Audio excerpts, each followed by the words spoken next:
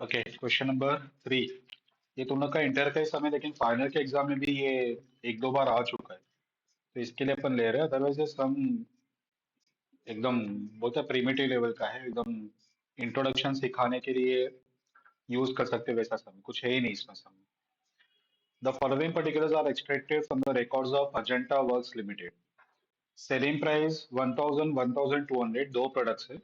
Consumption of material 20 kg 30 kg, एक unit बनाने के लिए कितना मटेरियल लगता है। मटेरियल का कॉस्ट है 100 रुपीज 150 रुपीज। डायरेक्ट वेरेज है 150 और 100। डायरेक्ट एक्सपेंस है 50 और 60। Machine hours use 3 hours 2 hours। Overhead expenses fix है 50 और 100। वेरिएबल है 150 और 200। Direct वेरेज per hour is rupees 50। और ऊपर देखो तो लोगों को डायरेक्ट वेरेज का अमाउंट दिया 150 ए के लिए, यानी कि उसको 3 hours लगता है। इसका मतलब एक आर का 50 है तो 3 hours का 150, और बी को लगता है 2 hours। ठीक है। Required, first one, comment on the profitability of each product. Both use the same raw material when total sales potential in unit is limited. Total sales potential in unit is limited. तो ranking कौन से base पे रहते हैं? Contribution पर unit. ठीक है। दूसरा, total sales potential in value is limited, PVR. तीसरा, production capacity in terms of machine hours is limiting factor. Maximum machine hours is 12,500। ये जो मैक्सिमम मशीन आवर्स है ये मैंने ऐड किया है, ओरिजिनल समय नहीं था। ठीक है, तो सिर्फ तुम लोग को मशीन आवर के बेसिस पे रैंकिंग देना है, तो कंट्रीब्यूशन पर मशीन आवर। ठीक है। Point number D, production capacity in terms of labour hours is a limiting factor. Maximum labour hours are 10,000, again ये मैंने ऐड किया। ठीक है, तो दोनों को लेबर आवर के बेसिस पे रैंकिंग देना है, बस उतना ही रिक्वायर्ड है। Point number two, assuming raw material as a key factor, availability of which is 1 lakh kg, maximum sales potential of each product being 3,500 unit, find out the product mix which will yield the maximum profit। तो लोग बता रहे कि maximum raw material 1 lakh kg है, और दोनों product का जो सेल्स है, मैक्सिमम सेल्स, वो 3,500 यूनिट है, ए और बी का दोनों का। तो हम लोग को प्रोडक्ट मिक्स बताना है कि जो मैक्सिमम प्रॉफिट अर्न करके दे। तो रॉ मटेरियल वाला यहाँ पे की फैक्टर अप्लाई करना है। ठीक है। तो सम को मैंने बहुत सारा मॉडिफाई किया, बहुत सारा पार्ट नहीं था, लेकिन मीनिंगलेस सम हो रहा था, तो वो पार्ट को ऐड करके मैंने सम को थोड़ा सा और प्रॉपर बनाने को ट्राई किया। ठीक है। तो पहला जो पॉइंट है उस पे हम लोग को सिर्फ रैंकिंग देना है, point number A B C D के लिए। जो पॉइंट नंबर 2 है उस पे रॉ मटेरियल के बेसिस पे रैंकिंग भी आएगा, और आगे का प्रॉफिटेबिलिटी तक पूरा फाइंड भी करना। आया समझ में? तो पहले एक वर्किंग नोट अपन बना लेते हैं कंट्रीब्यूशन पर यूनिट का, क्योंकि वो हर जगह पे लगेगा ही। तो कंट्रीब्यूशन पर unit A B, selling price कितना है, less variable cost, direct material 100 और 150, डायरेक्ट लेबर 150 और 100, डायरेक्ट एक्सपेंस 50 और 60, वेरिएबल ओवरहेड 150 और 200। तो हम लोग को मिलेगा कंट्रीब्यूशन पर unit.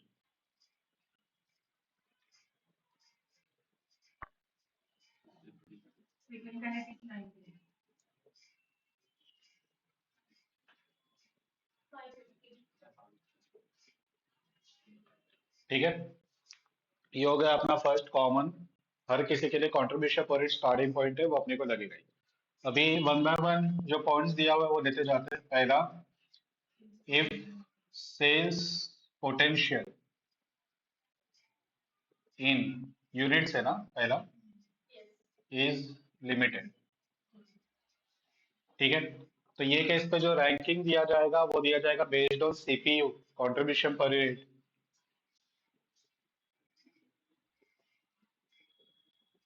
Ranking will be based on CPU.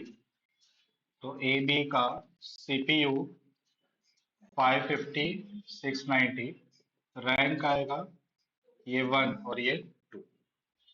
बस इतना ही, इसके आगे और कुछ नहीं करना है, क्योंकि जो पॉइंट नंबर 2 है ना, उसमें उन्होंने बताया कि मैक्सिमम सेल्स 3500।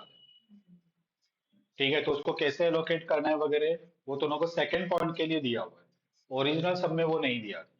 ठीक है, तो यहाँ पे अपन आगे कुछ कर नहीं पाएंगे कि एलोकेशन कैसे करना है वगैरह, और प्रॉफिटेबिलिटी वगैरह कैसे फाइंड करना है। बस ये रैंक 1 एंड 2 आया समझ में। Second, if sales potential in value है ना इज लिमिटेड, तो ranking will be based on PVR. तो यहाँ पे कंट्रीब्यूशन यानी कि सीपीयू अपने को पता है, सीपीयू है 550 और 690, सेलिंग प्राइस अपने को पता है 1000 और 1200, तो पीवीआर 55, 57.5, और इसके बेसिस पे रैंक ये आएगा 1, ये आएगा 2। कोइंसिडेंटली दोनों में रैंक सेम आया, बाकी गारंटेड नहीं है कि हर सब में सेम आएगा ही, डिफरेंट भी आ सकता है, पीवीआर किसी का ज्यादा है, सीपीयू किसी और का ज्यादा है। आज समझ में। तो ये हो गया सेकंड वाला पॉइंट। अब थर्ड, इफ क्या है, मशीन आवर्स आर लिमिटेड, तो ए बी, पहले CPU 550, 690 divide by machine hours per unit, दोनों को देखो टेबल में दिया है 3 and 2, तो कंट्रीब्यूशन पर मशीन आवर, ओके 345, रैंक ये 1, ये 2 आया समझ में। अब इसमें ना तो देखो मैक्सिमम मशीन आवर्स कितना है वो मैंने ऐड किया, ओरिजिनल समय वो नहीं था। ठीक है, तो मैक्सिमम मशीन आवर्स कितना दिया है, 12,500। तो अभी हम लोग एलोकेशन भी कर सकते हैं ना, तो ये तो ना का स्टेप 1 रैंक। ठीक है, अभी स्टेप 2 एलोकेशन, तो मशीन आवर्स अवेलेबल,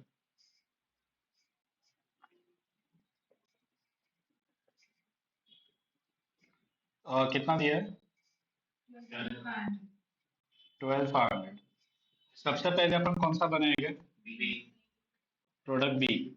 बी का मैक्सिमम डिमांड, अब यहाँ से अपने को पॉइंट नंबर 2 से डेटा लेना पड़ेगा, क्योंकि ओरिजिनल सब में दिया नहीं है, क्योंकि मैंने ऐड किया है इसके लिए अपन वो पॉइंट नंबर 2 को यूज करें। बाकी एक्चुअली अगर वो यहाँ पे दिया रहता ना, तो मैक्सिमम यूनिट ऊपर टेबल में बताना पड़ेगा उनको।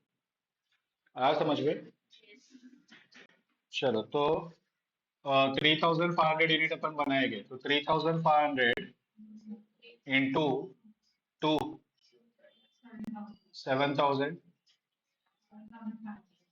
तो 5,500 बैलेंस रहा। अभी हम लोग बनाएंगे प्रोडक्ट ए, पूरा 5,500 दे दो। ठीक है, ये जीरो कर दो, क्वांटिटी कितना बनेगा, तो 5,500 डिवाइड बाय, उसको 3 आवर्स लगता है, 18। ऊपर जो भी रहेगा 0.5 से ज्यादा 0.5 से कम वो अपने को छोड़ देना है, ठीक है, लिमिटिंग फैक्टर है, कंप्लीट करना पॉसिबल ही नहीं है। आया समझ में। तो इतना यूनिट ही बनेगा।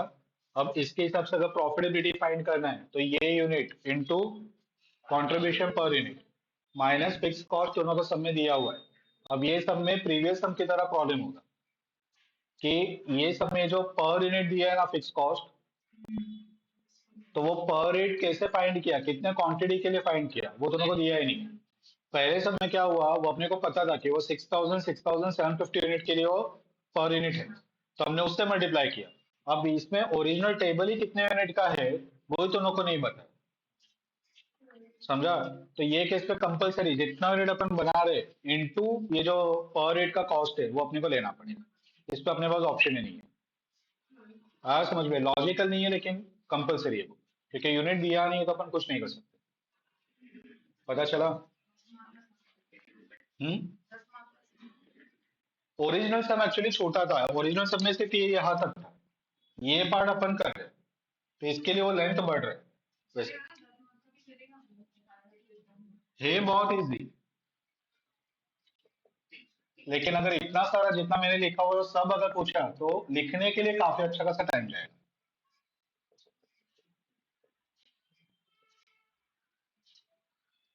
और डायरेक्टली स्टार्ट करेंगे कंट्रीब्यूशन से।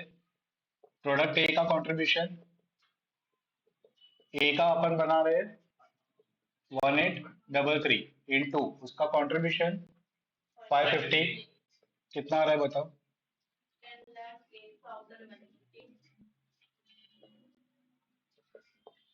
प्रोडक्ट बी हम लोग बना रहे हैं 3500 into 690, total 3423 150 less fix cost. अब इस पे अ, ये होगा 1833 इंटू उसका कितना है 50 प्लस 3500 इंटू कितना है उसका बी का 100। बताओ कितना आ रहा है?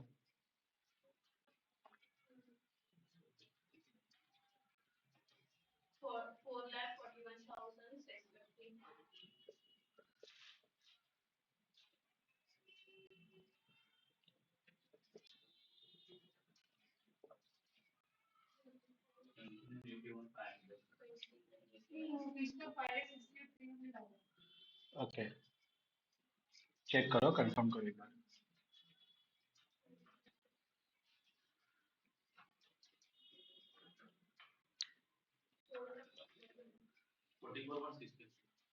बराबर है, ओके माइनस करो।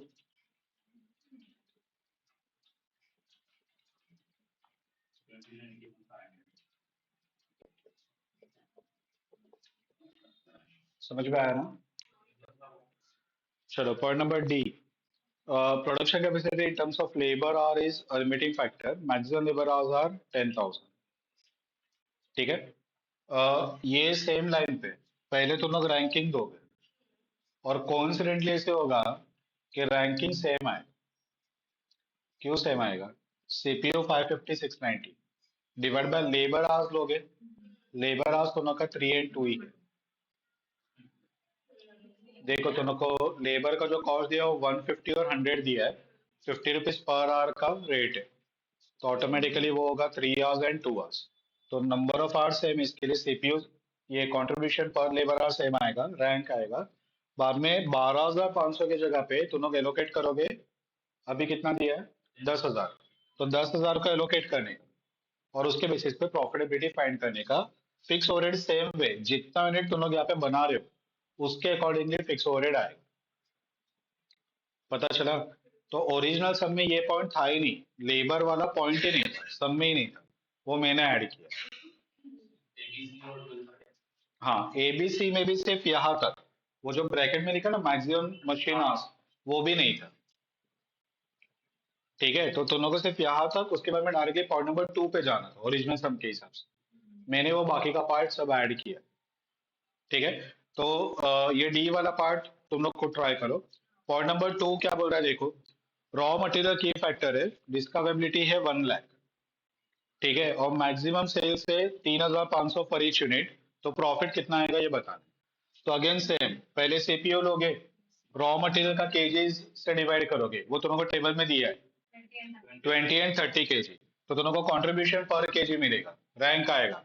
रैंक के बाद में total raw material 1 lakh KG जो दोनों को दिया है, उसको रैंक 1 रैंक 2 में डिवाइड करोगे और बाद में प्रॉफिटेबिलिटी बनाओ। ठीक है, तो वो भी दोनों को जमेगा। ठीक है, तो डी और पॉइंट नंबर 2 ये दोनों दोनों को ट्राई करना है। चलो यहाँ तक का कंप्लीट करके आगे का पार्ट खत्म करो।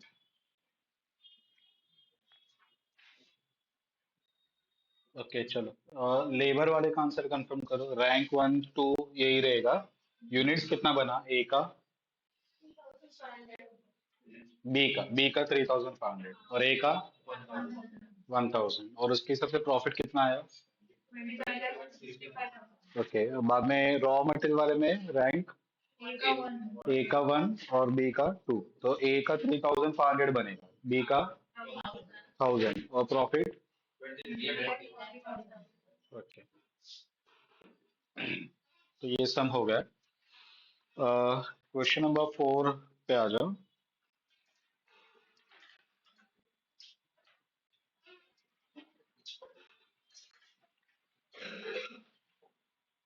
A company a manufacturing company currently operating at 80% capacity has received an export order from Middle East, which will utilize 50% of the capacity of the factory.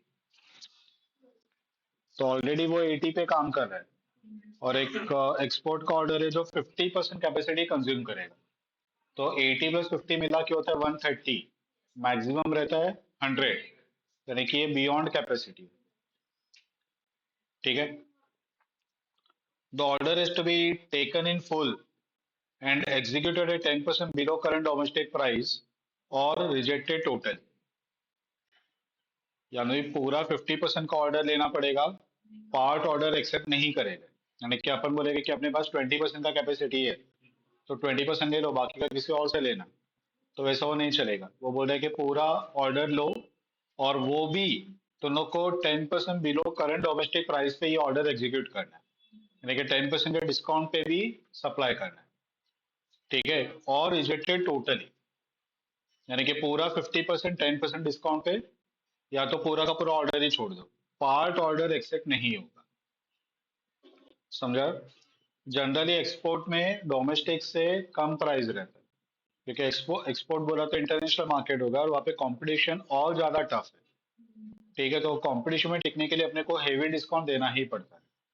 तो डोमेस्टिक मार्केट के कंपेयर में international market में pricing कम रहेगा। The current sales and cost data are given below. Sales है 16 lakhs, direct material 5.8 lakhs, direct labor 2.4 lakhs, variable overhead 0.6 lakh और fixed overhead 5.2 lakhs। ऊपर लिखा है current sales and cost data given below. तो ये कितने परसेंट कैपेसिटी का है? ये 80 का है। तो 80 के लिए सब कॉस्ट और सेल्स अपने को गिवन है। The following alternatives are available to the management. First one, continue with domestic sales and reject the export order। Domestic के साथ कंटिन्यू करो, 80% अपना डोमेस्टिक है और एक्सपोर्ट ऑर्डर को रिजेक्ट कर लो। तो ऊपर जो ये जो कॉस्ट और ये सेल्स दिया है वो ही रहेगा ना, ये करंट का ही है, 80% का ही है। Option number 2, accept the export order and allow the domestic market to स्ट्राउ to the extent of excess demand. तो एक्सपोर्ट ऑर्डर एक्सेप्ट कर लो, यानी कि 50% कैपेसिटी वो खा जाएगा, तो बैलेंस 50% में डोमेस्टिक का फुलफिल करो, यानी कि जो 30% है डोमेस्टिक का वो अपने को स्टारवेशन यानी कि वो छोड़ना पड़ेगा। ठीक है, तो 50% डोमेस्टिक 50% एक्सपोर्ट, ये अल्टरनेटिव 2 है। अल्टरनेटिव 3 क्या है? Increase the capacity so as to accept the export order and maintain the domestic demand. Domestic demand भी मेंटेन करो, यानी कि 80% वो भी चलाओ और एक्सपोर्ट ऑर्डर भी एक्सेप्ट कर दो, यानी कि टोटल 130 पे अपने को जाना पड़ेगा। तो 100 तो कैपेसिटी है, तो कैपेसिटी बढ़ाना पड़ेगा 30 का। कैसे बढ़ाएंगे वो बता रहे। By number 1, purchasing additional plant and increasing 10% capacity, thereby increasing the fixed overhead by rupees 65,000। तो एक नया प्लांट खरीदेंगे, उससे 10% कैपेसिटी बढ़ेगा, तो 100 से अपन चले जाएंगे 110 पे। ठीक है, लेकिन ये केस पे फिक्स ओवरहेड बढ़ेगा 65,000 से। And working overtime at 1.5 times the normal rate to meet the balance required capacity। बाकी के लिए ओवर टाइम करो, तो ओवर टाइम आएगा 20% कैपेसिटी के लिए, बराबर। और ये ओवर टाइम बोल रहे 1.5 times द नॉर्मल रेट, 1.5, यानी कि अगर सपोज 100 रुपया नॉर्मल टाइम का वेरेज है तो अपने को 1.5 यानी कि 150 देना पड़ेगा। टेक्निकल टर्म में बोलो तो 150 में से 100 वो नॉर्मल वेजेस है। 50 रुपीज ओवर टाइम प्रीमियम है, वर्ड है प्रीमियम। और अगर मैं दूसरे वे से बताऊं तो over time wages 150 rupees. Over time wages बोला तो उसमें normal plus over time premium दोनों इंक्लूड है, और over time premium word use करूंगा तो उसे 50 ही काउंट होगा। आ समझ में? Required evaluate the three above three alternative and select the best one. तीनों में कौन सा अच्छा है ये अपने को बताना है। प्रॉफिटेबिलिटी बनाएंगे, तीनों में जो सबसे ज्यादा प्रॉफिट देगा वो कंटिन्यू करेगा, बराबर।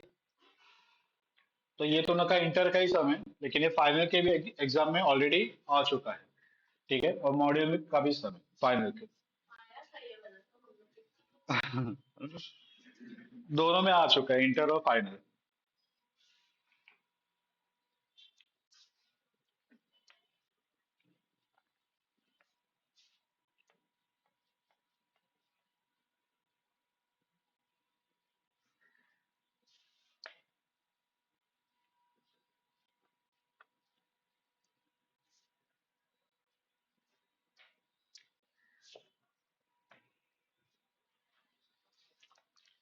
अभी देखो, पहले हम लोग एक वर्किंग नोट बना के रखते हैं जो रहेगा ओवर टाइम का वेजेस कितना पे करना है अल्टरनेटिव 3 में।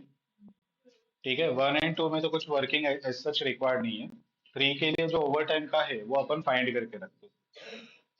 तो working note number 3, over time wages. ठीक है, working note number 1, sorry, over time wages. चलो अभी देखो, पहले हम लोग प्लांट खरीद के 10% कैपेसिटी को बढ़ा रहे हैं, और बाकी के 20% के लिए हम लोग ओवर टाइम कर रहे हैं। ठीक है, तो अभी देखो वेजेस दोनों को जो ऊपर दिया है ना टेबल में, वो 2.4 लैक्स है, और वो 80% के लिए है। ठीक है, तो वेजेस 80% कैपेसिटी के लिए 2.4 लैक्स है। तो 20% कैपेसिटी के लिए कितना? 20% कौन सा समझ में आ रहा है?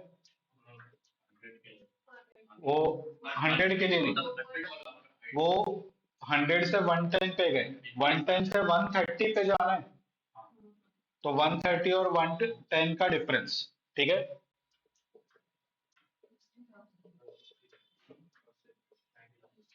कितना?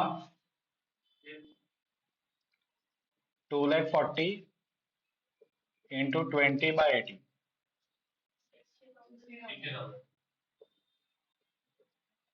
ठीक है, ये तुम लोग का नॉर्मल वेज। लेकिन जब तुम लोग ओवर टाइम में काम करोगे तो तुम लोग को 1.5 टाइम्स पे करना है। ठीक है, तो ओवर टाइम वेजेस कितना हो जाएगा? 60,000 इंटू 1.5, 90। ठीक है, अब ये 90,000 में अगर मैं दो पर डिवाइड करूं, नॉर्मल और ओवर टाइम प्रीमियम, तो नॉर्मल है 60 और प्रीमियम है 30। समझ में आया? पता चला ना? तो ये 20% कौन सा ले रहा पहले ये समझना है। अपन 100 से 110 पे जा रहे हैं। अपना टोटल कैपेसिटी जो रिक्वायर्ड है वो 80% डोमेस्टिक का, 50% एक्सपोर्ट का, यानी कि 130 पे जा रहा है। तो 110 के बाद और शॉर्टफॉल 20 का है, तो वो 20% के लिए कितना ओवर टाइम प्रीमियम पे करेगा, ये हमने फाइंड किया। क्लियर है? चलो अभी प्रॉफिटेबिलिटी स्टेटमेंट 3 अल्टरनेटिव में बनाते हैं।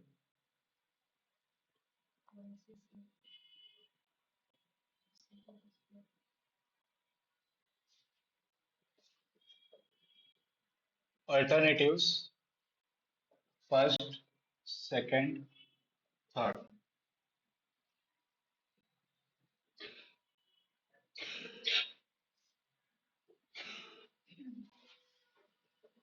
Domestic, export, total.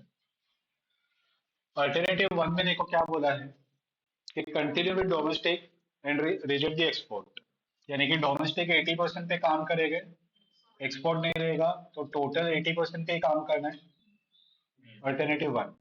अल्टरनेटिव 2 में क्या बोला है कि एक्सेप्ट द एक्सपोर्ट ऑर्डर और डोमेस्टिक को उतना कम कर दो, यानी कि 50 और 50, 100% पे अपन काम करेंगे, ठीक है। और तीसरे में 80%, 50%, टोटल 130% पे अपने को काम करना है।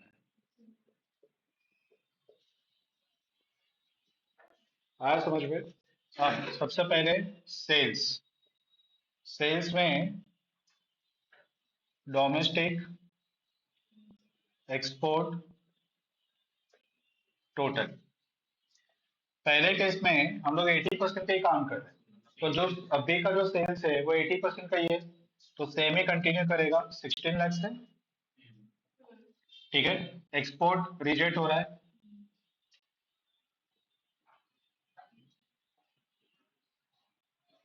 तो टोटल 16 लाख का सेल्स है। दूसरे में हम लोग सेल्स 50% करेंगे फॉर डोमेस्टिक, तो 16 लाख वो 80 का है, तो 50 का कितना, समझा? क्रॉस मल्टीप्लीकेशन अपने को करना है, कितना आएगा?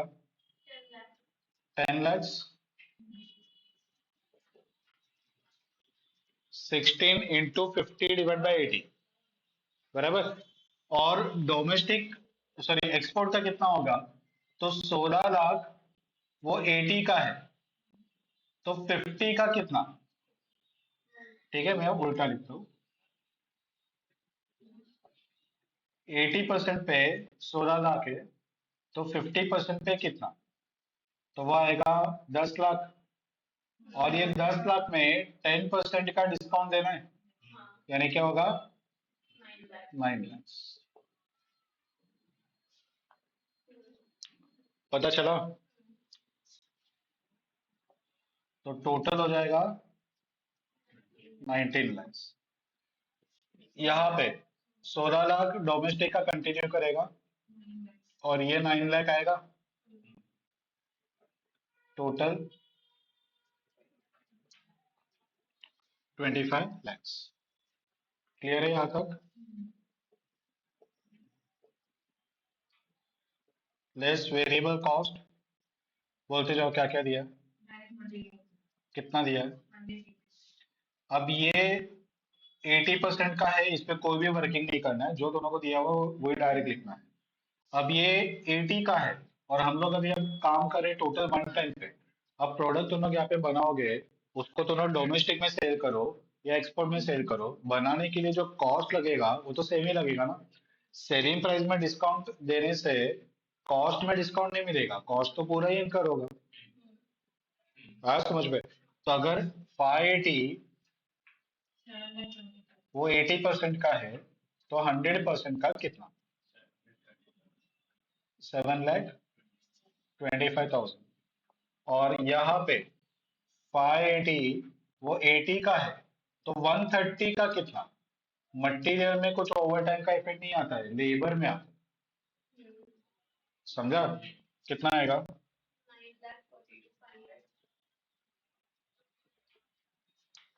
चलो नेक्स्ट क्या है, डायरेक्ट लेबर। कितना है अभी? 240। तो यहाँ पे 240 सेम कंटिन्यू करेगा। यहाँ पे ओवर टाइम है क्या? नहीं है, तो सिंपल 240 ये 80 का है, तो 100 का कितना। एग्जाम में ये दोनों को शो करने की जरूरत नहीं है, ये रिवीजन के लिए मैं लिख रहा हूँ, एग्जाम में डायरेक्ट नंबर लिखने का। अब यहाँ पे तुम लोग जरा देखो मैं क्या वर्किंग कर रहा हूँ।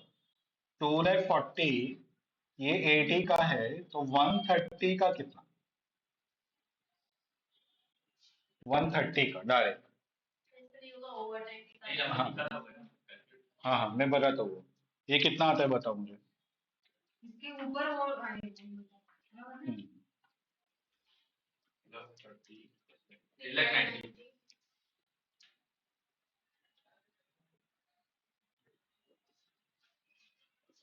अभी मैं लिखता हूँ ओवर टाइम प्रीमियम, यहाँ पे नहीं, यहाँ पे नहीं, यहाँ पे 30,000। अभी आ रहा है समझ में? मैं प्रीमियम को अलग से लिख रहा हूँ, यानी कि इसमें जो 20% वाला है जिसपे ओवर टाइम होने वाला है, उसका नॉर्मल वेजेस यहाँ पे कवर हो गया है, और प्रीमियम अलग से लिखा।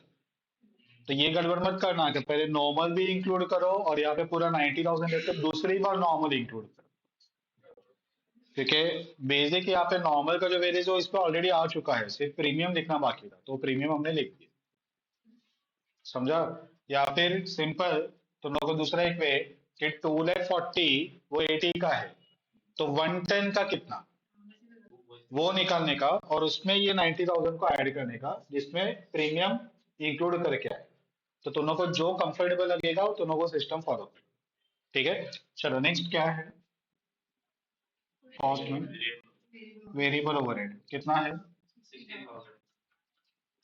तो यहाँ पे 60 ही रहेगा, यहाँ पे 100 के लिए 75, और यहाँ पे 130 के लिए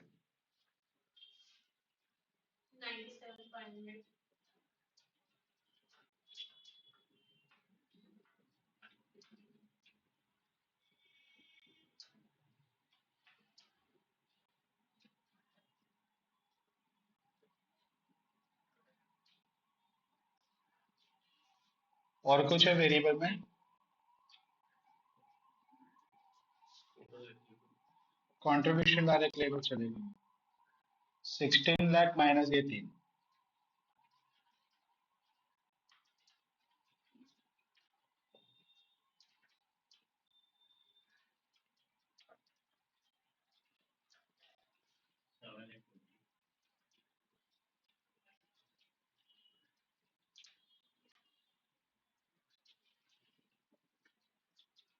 7,20,000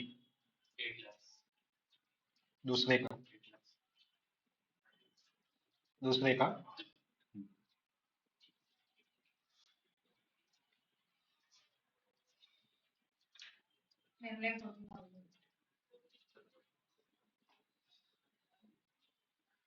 ओके, फिक्स कॉस्ट कितना है बताओ?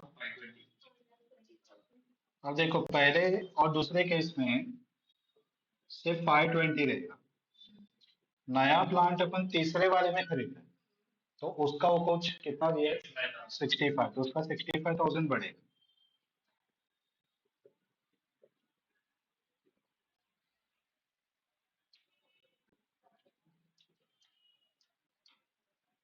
दोनों फिक्स कॉस्ट माइनस करना वहां पे।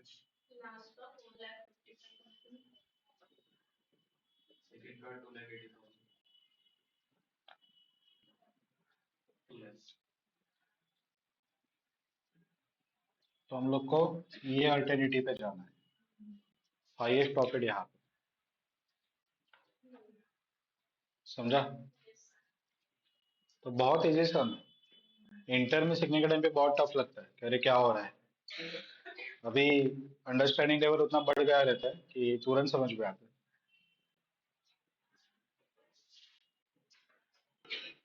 अच्छा, इसमें ना कभी कभी मीन्स जैसे पहले भी मैंने बताया था कि तो बोल सकते हैं कि नॉन फाइनेंशियल फैक्टर्स भी बताओ क्या करें। तो प्रॉफिट देख के देखो, 2 लाख, 2,80,000 और यहाँ पे डायरेक्टली ऑलमोस्ट डबल है, 455।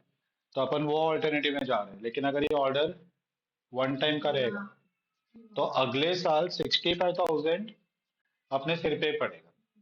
प्लांट तो खरीद लिया है, उसका फिक्स कॉस्ट आएगा, और अगले साल अगर ये एक्सपोर्ट ऑर्डर नहीं मिला, वन टाइम ऑर्डर था, अगले साल नहीं मिला, तो अगले साल अपना कंट्रीब्यूशन 720 ही रहेगा, एक्सपोर्ट नहीं रहेगा।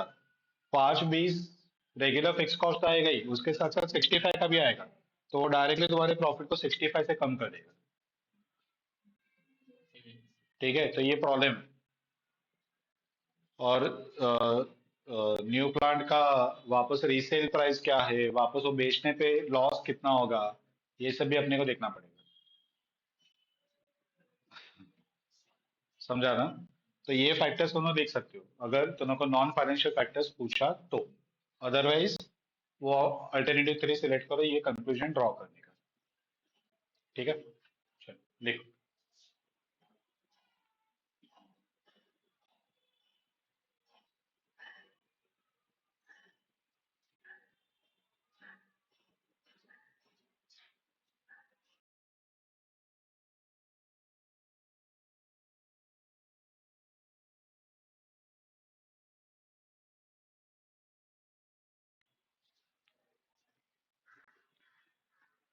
Tensum, modern packaging corporation specialized in manufacture of 1 liter bottles. The firm's customers include dairy processors, fruit juice manufacturers, and makers of edible oils. The bottles are produced by a process called blow molding. The machine hits the plastic to melting point. The bubble of molten plastic is formed inside the mold, and the jet of hot air is forced into the bubble. This blows the plastic into the shape of mold. The machine releases the mold bottle. The employee trims off the flashing, that is excess plastic around the edge, and the bottle is complete. पूरा process दिया है कि border कैसे बनता है जो अपने को कुछ भी काम करना है तो ये पूरा पैराग्राफ टाइम पास था इग्नोर कर दो the firm has four molding machine each capable of producing 100 bottles per hour. The firm estimate that variable cost of producing the bottle plastic bottles is 20 paise and bottles are sold at 50 paise each. अब सम बहुत बड़ा है तो अपन data लिखते जाते हो better रहेगा वो लोग ने दिया है कैपेसिटी 100 बॉटल्स पर आवर ठीक है सेलिंग प्राइस अपने को दिया है बॉटल्स का 50 पैसे यानी कि 0.5 वेरिएबल कॉस्ट है 0.2 तो कंट्रीब्यूशन आएगा 0.3 चार मशीन हर एक मशीन का कैपेसिटी 100 बॉटल्स पर आवर बनाने का The management has been approached by a local toy company that would like the firm to produce molded plastic toy for them. The toy company is willing to pay rupees 3 per unit for the toy. Variable cost to manufacture toy will be 2.4. तो अपने को एक toy बनाने का order मिला तो ये सब बॉटल्स का था टॉय बनाने का ऑर्डर मिला वो लोग बोल रहे कि सेलिंग प्राइस रहेगा 3 पर टॉय और उसका जो वेरिएबल कॉस्ट है वो 2.4 पर टॉय है यानी कि 0.6 per toy का contribution. In addition, Modern Packaging Corporation would have to incur cost of 20,000 to construct the needed mold exclusively for this order. तो ये fixed cost है. Because the toy is more plastic and is of more intricate shape than bottle, the molding machine can produce 40 unit per hour. The customer wants 1 lakh unit.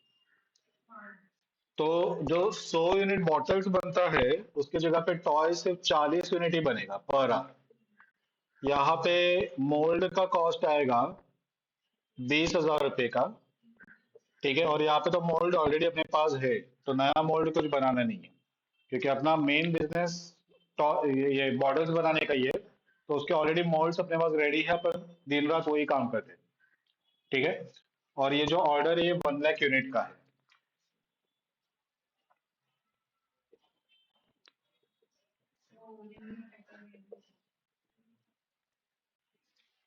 ठीक है Assume modern packaging has total capacity of 10,000 machine hours available during the period in which the toy company wants the delivery of toy. तो जो capacity है वो 10,000 machine hours का ही है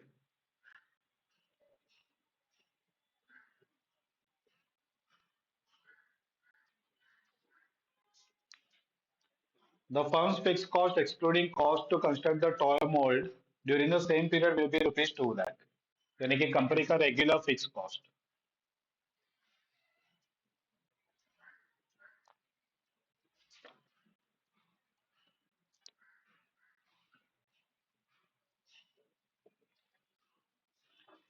अभी क्वेश्चन स्टार्ट हो रहा है required point number 1 If the management predict that demand for its bottle will require the use of 7,500 machine hours or less during the period, should the special order be accepted? Give reason. क्या बोल रहे हैं वो लोग कि demand for bottle will require 7,500 machine hours or less. तो ये order जो स्पेशल ऑर्डर है यानी कि टॉय का ऑर्डर ये एक्सेप्ट करना चाहिए क्या है लिमिटिंग फैक्टर है।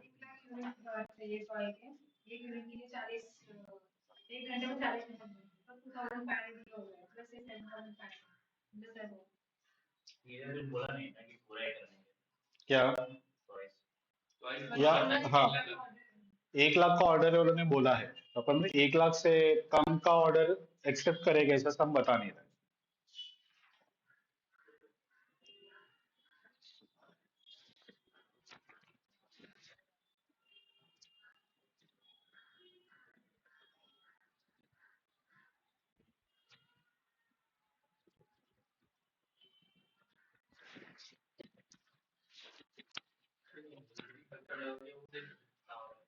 लिमिटिंग फैक्टर लगाना है कि नहीं लगाना, ये यहाँ पे क्वेश्चन।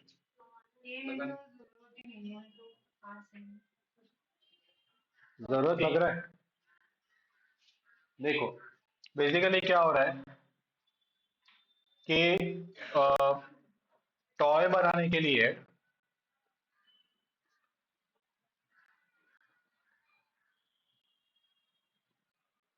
नंबर ऑफ आवर्स कितना लगेगा? Hours required for toy order, 1 hour में 40 यूनिट बनता है, तो अपने को 1 लाख यूनिट बनाना है, तो उसको कितना आवर्स लगेगा? 2500 आवर्स। ठीक है। वो लोग क्या बोल रहे हैं कि कैपेसिटी 10,000 का है, जिसपे से बॉटल्स के लिए 7,500 आवर्स या फिर उससे कम लगेगा, तो बॉटल भी बन जाएगा 10,000 में और टॉय भी बन जाएगा। So it is within the available capacity. तो order can be accepted in terms of capacity, अगर प्रॉफिट हुआ तो एक्सेप्ट करेंगे, अदरवाइज नहीं करेंगे। कैपेसिटी में है। ठीक है। सो एग्जिस्टिंग कैपेसिटी 10,000 आवर्स का है, जिसपे से बॉटल्स के लिए 7,500 आवर्स और लेस। ठीक है। और टॉय के लिए 2,500 hours. therefore order is within the available capacity। इतना समझा? अब प्रॉफिटेबिलिटी ऑफ ऑर्डर कितना है? अगर कैपेसिटी में बैठ रहा है तो ऑर्डर लेना ही है, ऐसे नहीं बोलने का। प्रॉफिट भी होना चाहिए, बिजनेस कर रहे प्रॉफिट के लिए। ठीक है, तो प्रॉफिट हो रहा है कि नहीं ये भी चेक करते हैं। Profitability of toy order existing से नहीं करना है। हम लोग ऐसे नहीं बोल रहे कि बॉटल्स को छोड़ के टॉय बना, तो बॉटल जो जितना पहले बना रहे थे वो बनाएंगे ही, उस पर जो भी प्रॉफिट हो रहा है वो तो मिलेगा ही, और उसके एडिशन में जो फ्री आवर्स अपने पास था उस पे टॉय बना रहे। तो फ्री आवर्स में टॉय में अगर प्रॉफिट हो रहा है तो ऑर्डर एक्सेप्ट करो वरना मत करो, क्योंकि एग्जिस्टिंग प्रॉफिट तो अनअफेक्टेड है। अगर एग्जिस्टिंग प्रॉफिट छोड़ के अगर अपने को ये ऑर्डर में जाना है तो अपने को कंपेयर करना पड़ेगा कि एग्जिस्टिंग और ये इसका प्रॉफिट में कितना डिफरेंस है। ठीक है। तो profitability of toy order, contribution पर यूनिट, वो आएगा 3 - 2.4 यानी कि 0.6 into number of units. 1 lakh है, तो टोटल कंट्रीब्यूशन ये हो जाएगा 60,000। ठीक है। माइनस सिर्फ इंक्रीमेंटल फिक्स कॉस्ट, क्योंकि ऑर्डर एक्सेप्ट करो या मत करो ये जो 2 लाख का कॉस्ट है वो चेंज नहीं होगा, लेकिन अगर ये ऑर्डर एक्सेप्ट किया तो अपने को मोल्ड बनाना पड़ेगा, साचा उसका बनाना पड़ेगा। ठीक है, उसके बिना वो नहीं बनेगा, तो माइनस कॉस्ट ऑफ मोल्ड 20,000। ठीक है, फिर भी 40,000 का प्रॉफिट हो जाए, तो ये अपना इंक्रीमेंटल प्रॉफिट। तो order is within the capacity as well as it is earning profit, तो we should accept the order. पता चला? चलो यहां तक अपन लोग देख लो पहले।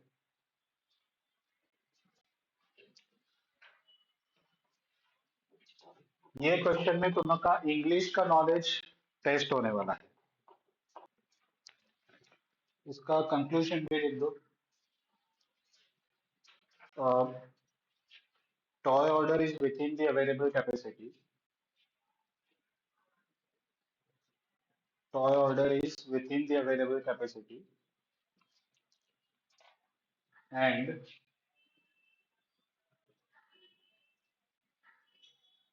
it is profitable.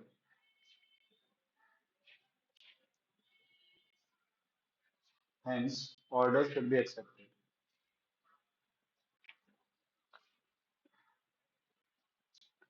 Hence, order should be accepted. चलो फिर B.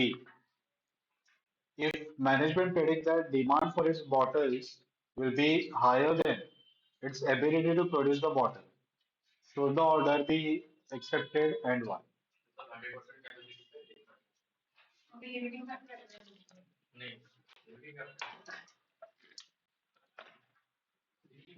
क्वेश्चन का मीनिंग क्या है पहले ये बताओ।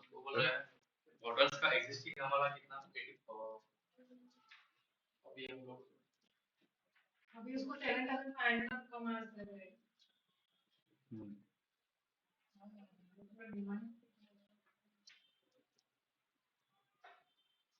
क्वेश्चन बोल क्या रहा है पहले ये समझो, अगर ये समझ लिया ना तो आंसर तुम इजीली निकाल लोगे। इसलिए मैं बोला कि ये क्वेश्चन में ना दोनों का इंग्लिश का नॉलेज बहुत टेस्ट होगा। वो क्या बोलना चाहते हैं ना वो समझना है पहले। ज्यादा है नहीं कितना? अच्छा, कैपेसिटी कितना?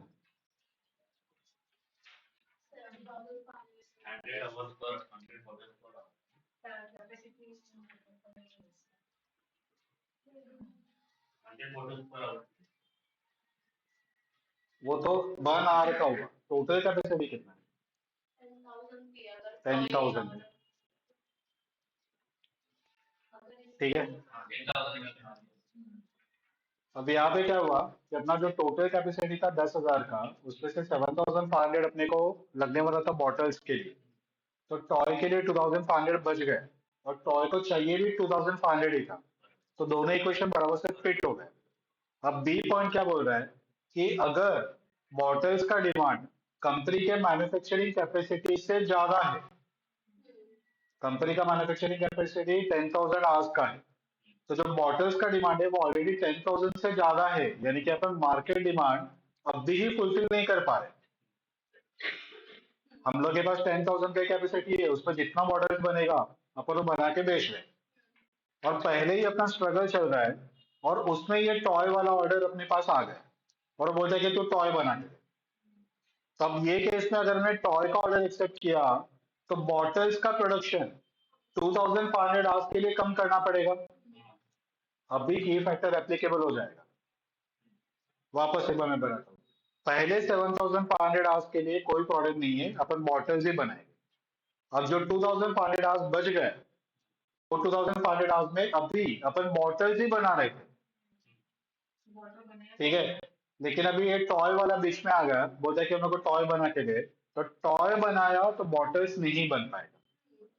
तभी अपने को डिसाइड करना है कि हम लोग टॉय का ऑर्डर एक्सेप्ट करें या बॉटल्स के साथ खुश होके उसी में ही कंटिन्यू रखें। समझा? तो क्वेश्चन का मीनिंग ये है कि बॉटल्स का जो डिमांड है वो 10,000 मशीन आवर्स से ज्यादा का है। ठीक है, यानी कि हमारे पास अभी फ्री आवर्स नहीं है कि उस पर ऑर्डर एक्सेप्ट करके बैठ जाओ। तो अगर टॉय बनाना है तो बॉटल का प्रोडक्शन कम करना ही पड़ेगा। पता चला? जहाँ पे एक ही पर्टिकुलर आवर्स में अपने को दो प्रोडक्ट बनाना है तो के फैक्टर एप्लीकेबल हो गया। अब अगर के फैक्टर अप्लाई हुआ तो हमको रैंकिंग देना पड़ेगा। जो भी कंट्रीब्यूशन पर आवर ज्यादा देगा हम लोग को बनाएंगे, दूसरे को छोड़ देंगे। वो भी लेना पड़ेगा, वो भी लेना पड़ेगा। आज समझ गए? ठीक है। Now second, demand for bottles is more than the capacity of the company, that is 10,000 machine hours. ठीक है, तो अब ये केस में step one, ranking bottles toys, contribution पर यूनिट। ठीक है, यहाँ पे 0.3 है और यहाँ पे 0.6 है। हम लोग रैंकिंग कैसे लेते हैं? कंट्रीब्यूशन पर की फैक्टर, यहाँ पे की फैक्टर क्या है? आर है, तो अपने को कंट्रीब्यूशन पर आर चाहिए। अब बाकी सब में क्या होता था कि 1 यूनिट बनाने के लिए अपने को 1 आवर से ज्यादा टाइम लगता था, यानी कि 2 आवर्स 3 आवर्स वगैरह, तो हम लोग उससे डिवाइड कर रहे थे। ठीक है, अब यहाँ पे क्या हो रहा है, 1 आवर में तुम लोग एक साथ 100 बॉटल्स बना रहे हो। एक बॉटल का कॉन्ट्रीब्यूशन 0.3 है। ठीक है, तो 100 बॉटल्स का कॉन्ट्रीब्यूशन 100 × 0.3 होगा, ये दोनों को देगा कॉन्ट्रीब्यूशन पर आवर। तो बाकी सब में अपन डिवाइड कर रहे थे, यहाँ पे मल्टीप्लाई करना पड़ेगा क्योंकि अपने को 1 आवर में मल्टीपल प्रोडक्ट बन रहा है। पहले ऐसा था कि एक प्रोडक्ट बनाने के लिए ही मल्टीपल आवर्स लग रहा था। समझ में आया? तो into production per hour 100 bottles, और यहाँ पे 40 टॉयज। ठीक है, तो कंट्रीब्यूशन पर आवर 30 और 24। अब इसको रैंक 1 और 2। अब बताओ फिक्स कॉस्ट लेने की जरूरत है क्या? नहीं है, क्योंकि रैंक 1 पहले ही बॉटल आ गया, यानी कि फिक्स कॉस्ट को भी और माइनस करना बाकी है। वो माइनस किया तो कंट्रीब्यूशन और कम होगा। फिक्स कॉस्ट माइनस किए बिना ही इसका कंट्रीब्यूशन कम आ रहा है। तो बॉटल्स के साथ खुश रहो, नया ऑर्डर एक्सेप्ट मत करो। आया समझ में? तो conclusion, company should continue with production of bottles only. Toy order should be rejected.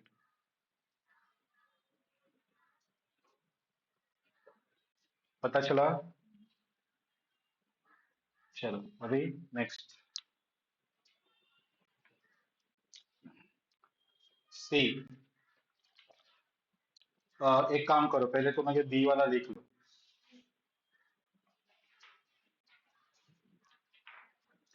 Okay चलो, पॉइंट नंबर सी।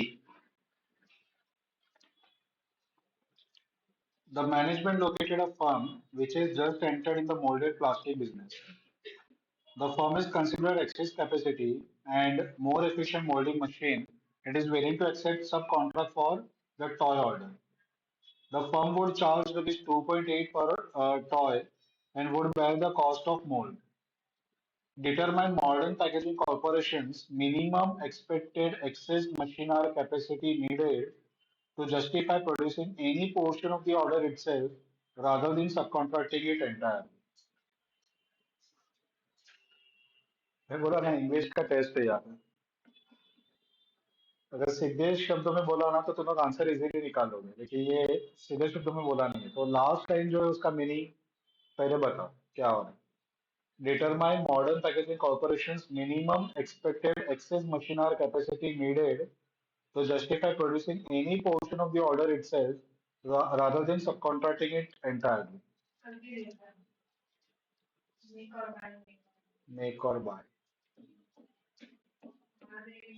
ईमो वाले सम कल के सम में हुआ था ऐसे कि हम लोग वो नया मशीन खरीदने को सोच रहे थे, लेकिन 30,000 रुपए का फिक्स कॉस्ट आने वाला था। तो उन्हें पूछा था कि मिनिमम कितना क्वांटिटी रहेगा तो मशीन खरीदना सस्ता पड़ेगा। तो यहाँ पे उन्होंने बोला है कि ये जो टॉय कंपनी है, ये मीन्स इसको आउटसोर्स कर सकते हैं। वो 2.8 रुपीज पर टॉय अपने को चार्ज करेगा, मोल्ड भी वो खुद बनाएगा, मोल्ड अपने को नहीं देना। ठीक है, तो अगर हम लोग ने कुछ भी यूनिट बनाने का सोचा, 1 लाख यूनिट का ऑर्डर है, ठीक है, फॉर एग्जाम्पल अगर सपोज तूने सोचा कि 20,000 यूनिट अपन बनाते हैं और 80,000 यूनिट आउटसोर्स कर, तो 20,000 के लिए भी मोल्ड तो तुमको तो बनाना ही पड़ेगा ना। जब तक मोल्ड ही नहीं रहेगा, सांचा ही नहीं रहेगा, टॉय बनेगा किससे? एक सिंगल यूनिट बनाना रहेगा तो भी मोल्ड पहले लगेगा, और मोल्ड का फ्लैट 20,000 का कॉस्ट अपने सिर पे गिरने वाला है। तो पूछता है कि मिनिमम कितना कैपेसिटी रहेगा तो तुम लोग कुछ पार्ट खुद बना सकते हो, क्योंकि खुद बनाना वैसे सस्ता है, 2.4 रुपीज का अपना कॉस्ट है, और खरीदा तो 2.8 का है, यानी कि 40 पैसा पर टॉय बच रहा है। ठीक है, इन डिफरेंस पॉइंट यहाँ पे एप्लीकेबल हो। ठीक है, तो पैसा बचाने के लिए अगर खुद बनाने को गए तो 20,000 रुपए का मोल्ड बनाओ, उसका कॉस्ट बेयर करो। Difference in fix cost divide by difference in variable cost. ठीक है, वो पॉइंट ऑफ डिफरेंस देगा और उससे अपने को आंसर निकालना है। आया समझ में?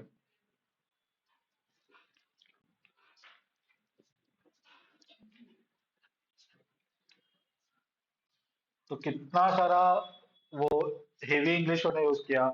Minimum expected excess machine hours capacity needed to justify producing any portion itself. चलो, तो क्या बोल रहे हैं कि पूरा का पूरा आउटसोर्स करने की जगह पे मिनिमम कुछ अपन बनाना चाहते हो, तो मिनिमम कितना क्वांटिटी रहेगा तो खुद बनाना चाहिए, ये अपने को बनाना है। यानी कि point of indifference between manufacturing and subcontracting. तो point of indifference equal to difference in fix cost divide by difference in variable cost. अगर खुद बनाया तो 30,000 का फिक्स कॉस्ट है, 30 नहीं 20, और अगर आउटसोर्स किया तो फिक्स कॉस्ट कुछ भी नहीं है, मोल्ड वो लोग बनाने वाले। ठीक है, और डिफरेंस इन वेरिएबल कॉस्ट, खुद बनाया तो 2.4 का कॉस्ट है, और अगर आउटसोर्स किया तो 2.8 का है। ऑलवेज हायर से लोअर माइनस करने का। ठीक है, तो 20,000 डिवाइड बाय 0.4, 50,000 यूनिट्स, ये सब कुछ हमने पर यूनिट लिया है, तो 50,000 यूनिट है। ठीक है, तो 50,000 यूनिट मिनिमम अगर रहेगा तो अपन बनाएंगे, अदरवाइज नहीं बनाएंगे। ठीक है, वो लोग ने कैपेसिटी पूछा है, minimum machine hours capacity equal to 50,000 divide by 40। एक आवर में बनता है, यानी कि कितना आवर्स लगेगा? 1250 आवर्स। अगर मिनिमम 1250 आवर्स है, ठीक है, तो अपने को कुछ बनाना चाहिए, अदरवाइज 1250 आवर्स से अगर कम रहेगा, यानी कि 50,000 से कम अगर यूनिट बनाना है तो आउटसोर्स ही कर लो, खुद मत बनाओ। ठीक है, तो डिसीजन अपना क्या होगा? अगर मशीन कैपेसिटी, अवेलेबल कैपेसिटी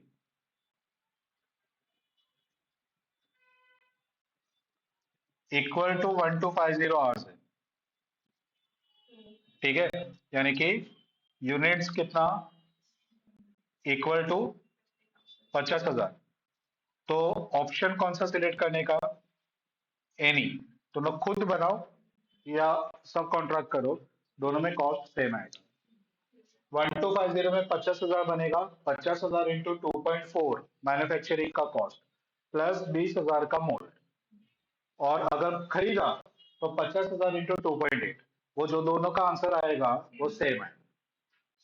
वो मीनिंग है पॉइंट ऑफ डिफरेंस का, यानी कि 50,000 रेट के लिए दोनों ऑप्शन सेम कॉस्ट देने वाला है, तो दोनों कोई भी ऑप्शन सिलेक्ट करो, मेक और बाय।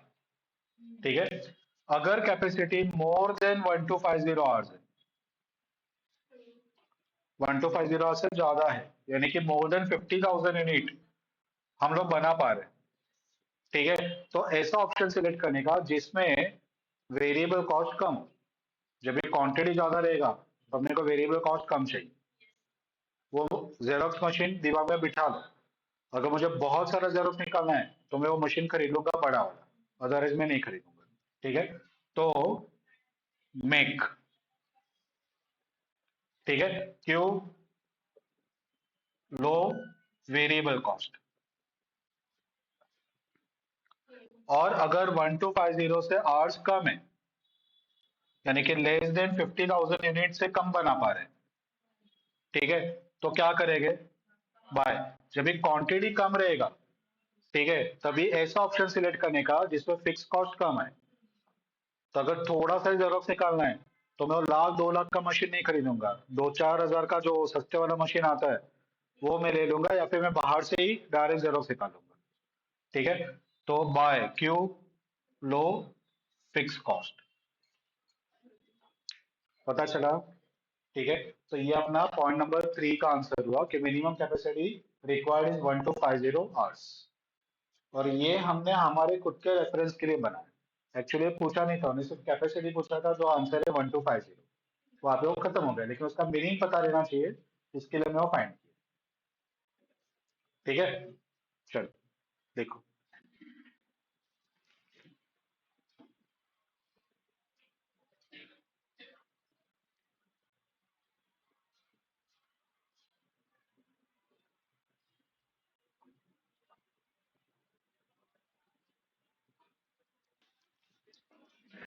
देखो डी वाला, अगेन इस पे इंग्लिश का टेस्ट है, एक बार मीनिंग समझ में आएगा तो आंसर बहुत इजीली आ जाएगा। ठीक है, the management predict that it would have 1,600 hours of excess machine hour capacity available during the period. Consequently, it accepted the toy order and subcontracted 36,000 units to other plastic companies. In fact, demand for the model turned out to be 9 lakh units for the period.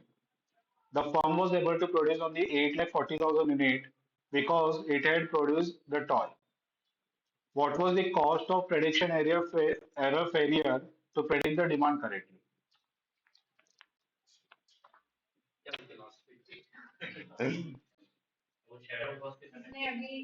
नहीं, shade और cost नहीं है। हम्म,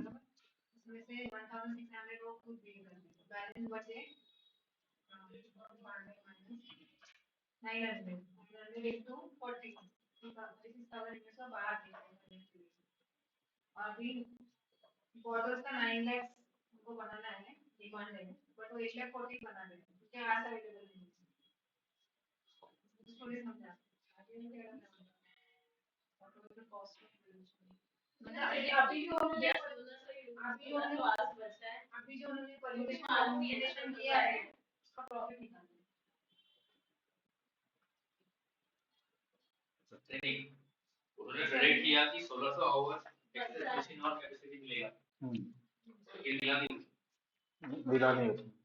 okay,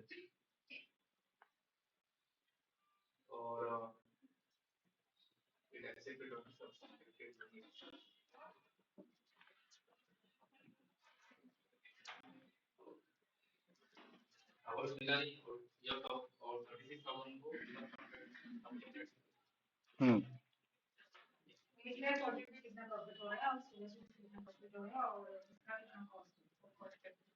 okay,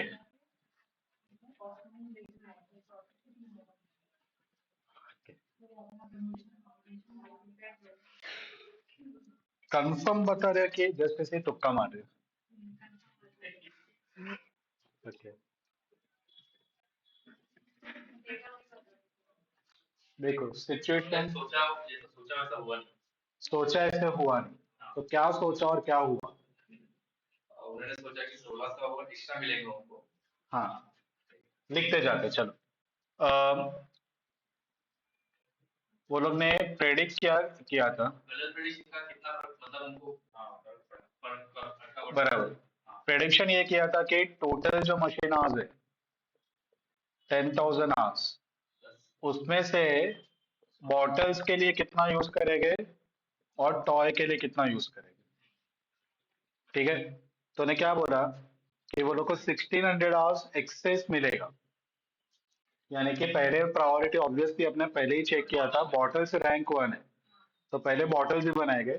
तो उसके लिए अगर 1600 hours toys के लिए मिल रहा है तो बॉटल्स के लिए 8400 आवर्स मिला रहेगा। 8400 आवर्स में 8,40,000 बॉटल्स बनेगा।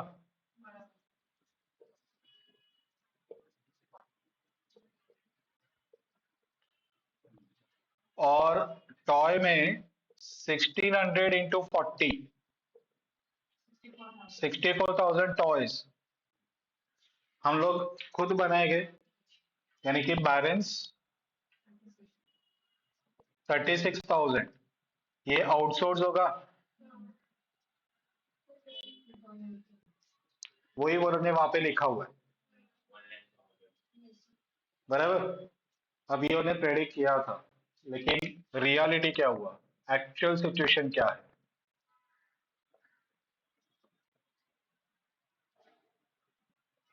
एक्चुअल सिचुएशन 10,000 आवर्स में से वो लोग बोल रहे हैं बॉटल्स का जो डिमांड है वो 9 लाख यूनिट का होगा।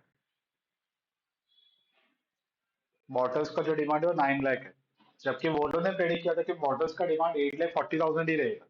और 8,40,000 के हिसाब से 8,400 आवर्स वो लोगों ने बॉटल्स के लिए रिजर्व कर दिया और बाकी में उन्होंने टॉय बनाए। अब ये सब हो चुका है, यानी कि अपन इसको चेंज नहीं कर सकते, ये रियलिटी है जो हो रहा है। लेकिन अगर ने प्रॉपरली प्रेडिक्ट किया रहता, पहले ही पता रहता कि बॉटल्स का डिमांड 9 लाख है, तो वो लोग वर्किंग कैसे करते, ये अपन यहाँ पे फाइंड करने को ट्राई कर रहे हैं। समझ में आया? तो बॉटल्स को 9 लाख बॉटल्स बनाना चाहिए था, यानी कि 9 लाख डिवाइड बाय 100, 9,000 आवर्स अपने को यूज करना चाहिए था फॉर बॉटल्स, यानी कि मार्केट टॉय के लिए कितना रहेगा बैलेंस, यानी कि 10,000 माइनस 9,000, 1,000 आवर्स। ठीक है, तो हम लोग इसमें से कितना बना पाते हैं बताओ? टॉय मैन्युफैक्चरिंग 1,000 आवर्स है, 40 टॉय बनता है, यानी कि 40,000 टॉय अपने को खुद बनाना चाहिए था।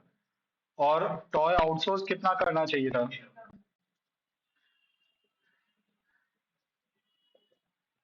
60,000, यानी कि बैलेंस।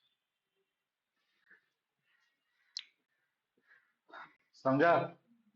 तो ये वाला अगर हमने एक्चुअली फॉलो किया तो इसमें प्रॉफिट कितना हो रहा है अपन वो फाइंड करेंगे। और अगर पहले से ही प्रॉपरली कैलकुलेट किया रहता तो प्रॉफिट कितना आता वो कैलकुलेट करेंगे। और जो दोनों का डिफरेंस है, जितना प्रॉफिट अपन नहीं कमा पाए, ऑब्वियसली यहाँ पे प्रॉफिट ज्यादा आएगा। ठीक है, तो वो अपना कॉस्ट ऑफ रॉन्ग प्रेडिक्शन आएगा। उन्हें वहां पे वर्ड क्या यूज किया है, cost of prediction error failure, यानी कि करेक्ट प्रेडिक्शन नहीं कर पाए उसका कॉस्ट कितना। तो जो प्रॉफिट लॉस हुआ that is the cost of wrong prediction. समझा? क्लियर है? ओके। बीइंग कॉस्ट अकाउंटेंट तुम लोग यहाँ पे एक मिस्टेक कर रहे हो। मैंने जो बताया वो राइट बताया कि तुम लोग को दो प्रॉफिट निकालना है, एक इसका और एक इसका। ठीक है, लेकिन ये जो वर्किंग लिखा है ना, ये वर्किंग में एक मिस्टेक है। वो वर्किंग देखो जरा।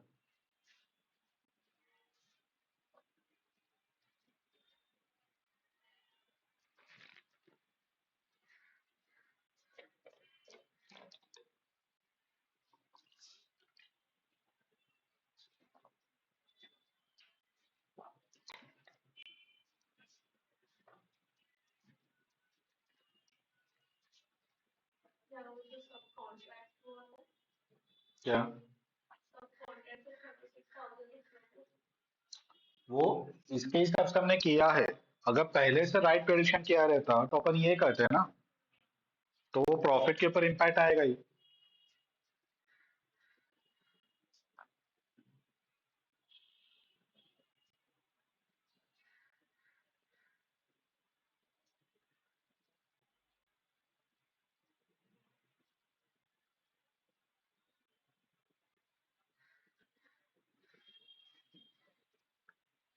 मिल रहा है कुछ एरर?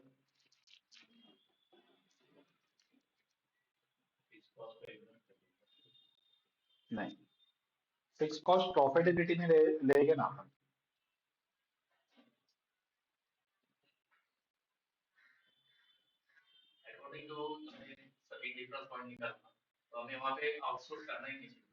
किधर?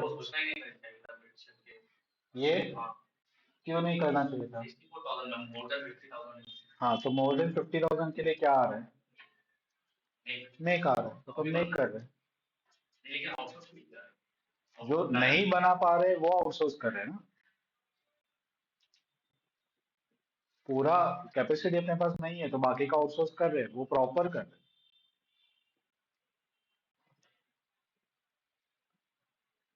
निशाने तक पहुंच गए हो, थोड़ा सा और आगे सोचो।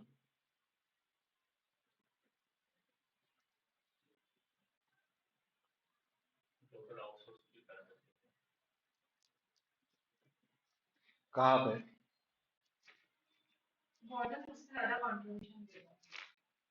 अग्रेड।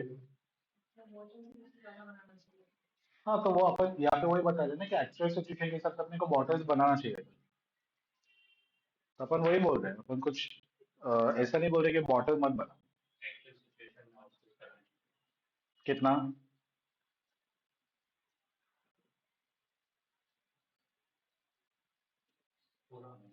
पूरा क्यों?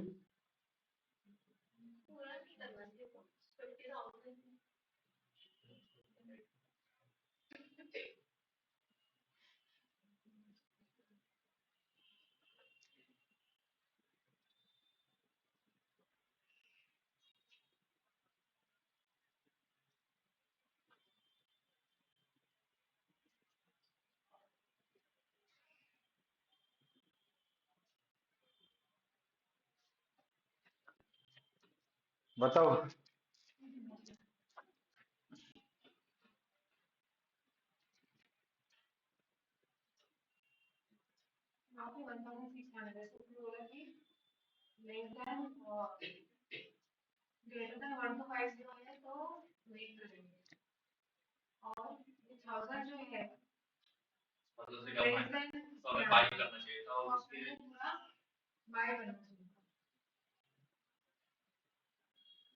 बराबर है, बराबर है। ये वो तुमने परफेक्टली काम किया। उन्होंने प्रेडिक्ट किया कि 8,400 आवर्स है, 1,600 आवर्स फ्री रहेगा, that is more than 1,250 hours. तो जितना बन पाते उतना बनाओ, जो नहीं बन पाएगा सिर्फ उसी को आउटसोर्स करो। क्योंकि सामने वाली कंपनी ने मिनिमम ऑर्डर का तो बोला ही नहीं है कि मिनिमम इतना ऑर्डर दिया तो ही हम लोग लेंगे। तो वो तो बनाने को तैयार है। तो हम लोग जितना बन पा रहा था 64,000 यूनिट उतना हमने बनाया, बाकी का आउटसोर्स कर दिया। अब जब भी हम लोग को पता चला कि रियलिटी में बॉटल्स का जो डिमांड है वो 9 लाख है, यानी कि 9,000 आवर्स अपने को बॉटल्स के लिए लगेगा। हमने पहले चेक किया है कि in between bottle and toy पहला प्रायोरिटी बॉटल्स को ही जाएगा। तो टॉय बनाने के लिए आवर्स फ्री मत रखो, पहले बॉटल्स ही बनाओ। तो हमने ये बॉटल्स 9,000 आवर्स में बनाना चाहिए था। तो हमारे पास एक्सेस आवर्स बाकी रहता 1,000। अब ये 1,000 आवर्स में मैं यहाँ पे क्या लिखा है मैंने कि 1,000 आवर्स में अपन पहले टॉय बनाएंगे और जो नहीं बन पाएगा वो आउटसोर्स करेंगे। लेकिन ये क्यों बना रहे हो तुम लोग?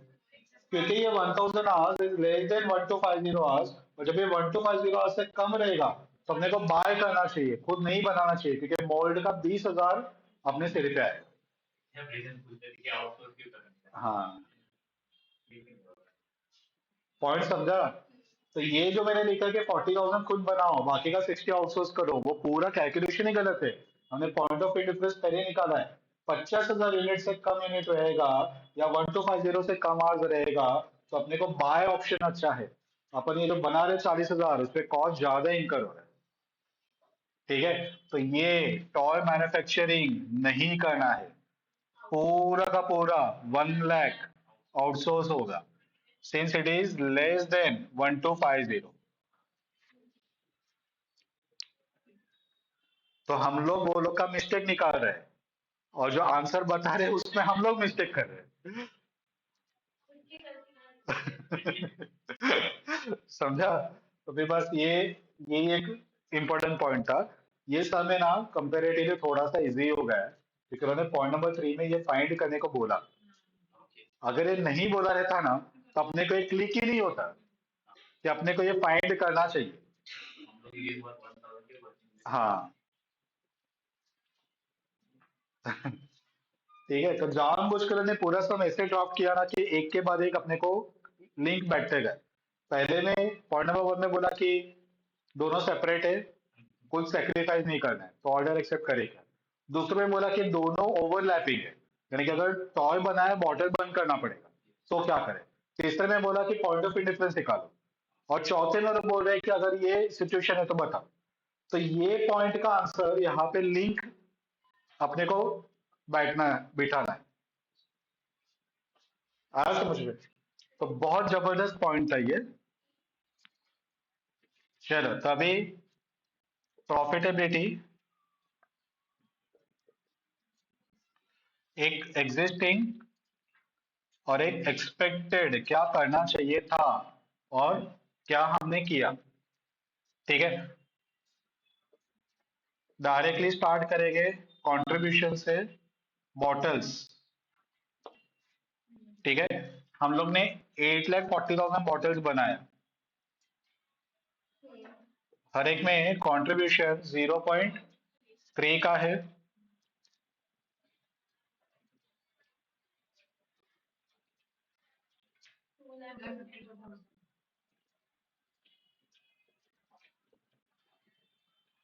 ये बाद में फिल करते हैं। टॉय, टॉय में दो पार्ट, मैन्युफैक्चर एंड बाय। जो खुद बनाएंगे, कितना खुद बनाया? 64,000। उसके ऊपर कंट्रीब्यूशन कितना? 0.6 का, 38,400। और जो हमने बाय किया, कितना बाय किया? उसके ऊपर कंट्रीब्यूशन कितना? 3 रुपए का सेलिंग प्राइस, 2.8 का परचेज प्राइस। तो 3 - 2.8,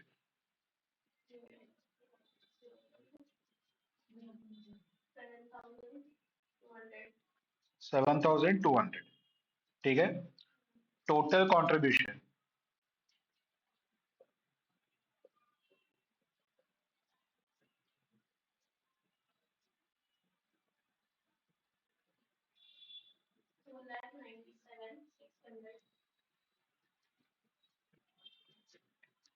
2,97,600। कंपनी का फिक्स कॉस्ट कितना है? 2 लाख है। तो एग्जिस्टिंग फिक्स कॉस्ट 2 लाख। यहाँ पे बताओ, हम लोग कुछ पार्ट बना रहे हैं क्या? तो मोल्ड लगेगा ना। ठीक है, तो 20,000 का मोल्ड।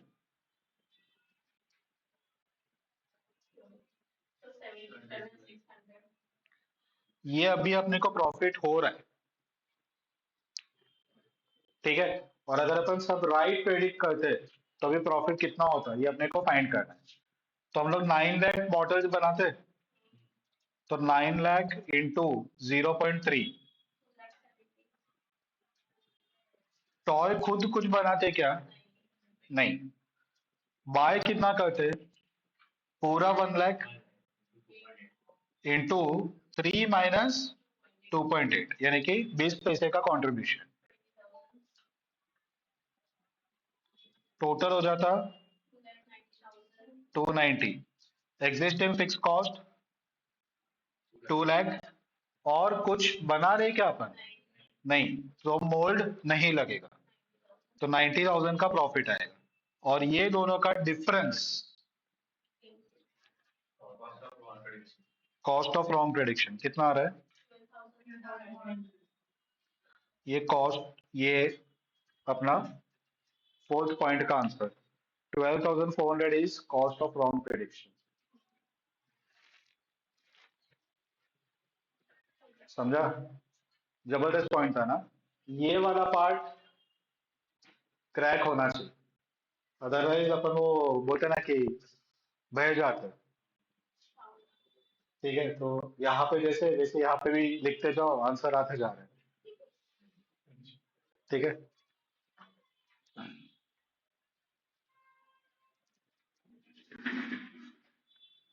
इसको मैं सजेस्ट करूंगा ऐसे ही लिखना। ताकि तुमको याद आएगा कि ये नहीं करना है।